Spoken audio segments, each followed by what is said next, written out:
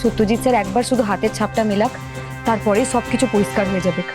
ওই অবিনাশ নামের ছেলেটো যে ঘরটোতে থাকতো আর যা সব জিনিসও হাতে ধরেছে, তার থেকে পুলিশ স্যার হাতের ছাপ আগেই নিয়ে নিয়েছে।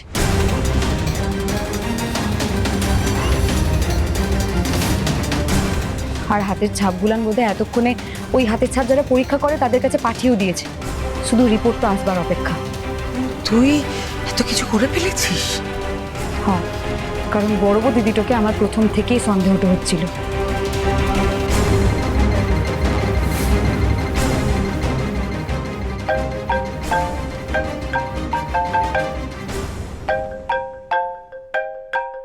এই তো সত্যজিৎ স্যার তো ফোন করেছে, নিশ্চয়ই আঙুলের ছাপ মিলে গেছে। হ্যাঁ স্যার বল। ওই অবিনাশ আর বড় বউ দিদির যে আঙুলের ছাপ আমি তোকে পাঠিয়েছিলাম মিলে গেছে তো? রাঙামতি, আমি দুটো আঙুলের ছাপই 2-3 জন ফিঙ্গারপ্রিন্ট এক্সপার্টকে দিয়ে পরীক্ষা করে দেখিয়েছি। তা কি বললো ওরা?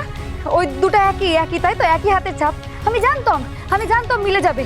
ওই অবিনাশ আর বড় বউ দিদি একই লোক, আমি জানতাম।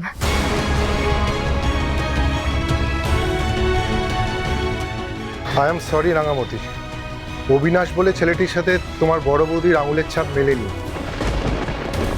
দুটো আঙুলের ছাপ দুজন সম্পূর্ণ আলাদা মানুষের।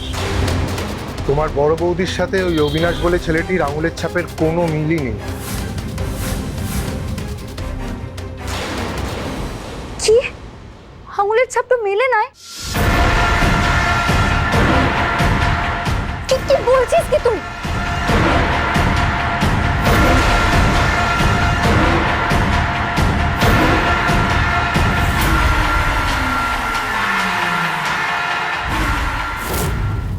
বড় বৌদি, তুমি একাডেমিতে ছদ্মবেশে রাঙার ক্ষতি করো বা যাই করো না কেন, একটা ব্যাপারে কিন্তু তোমাকে সব সময় অ্যালার্ট থাকতে হবে। কোন ব্যাপারে আইরি?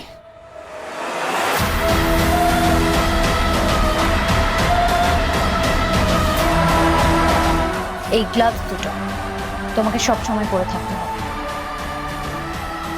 তুমি যাই কাজ করো না কেন কখনো তাহলে কোথাও তোমার আঙুলের ছাপ পড়বে না।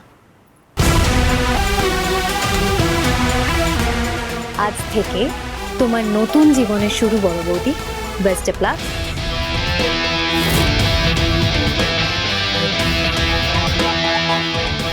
রাঙার সব সন্দেহ দূর হয়ে গেল। রাঙার কোনোভাবেই তোমাকে বা আমাকে সন্দেহ করতে পারবে না। মা, বাবু কি বললো পুলিশ স্যার? এক্ষুনি আঙুলের ছাপটা নাকি মিলে নাই, তার মানে শান্ত হও। তুমি যেটা সন্দেহ করছো সেটা ঠিক নাও হতে পারে, হয়তো তুমি যেভাবে ভাবছো জিনিসটা সেভাবে হয়নি, তাহলে তো ফিঙ্গারপ্রিন্টসটা মিলতো।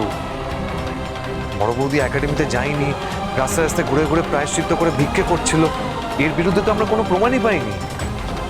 এখানেই তো আমার গন্ডগোলটা লাগছে রে উড়ান বাবু, হিসেবটা তো আমিও মিলাতে পারছি না।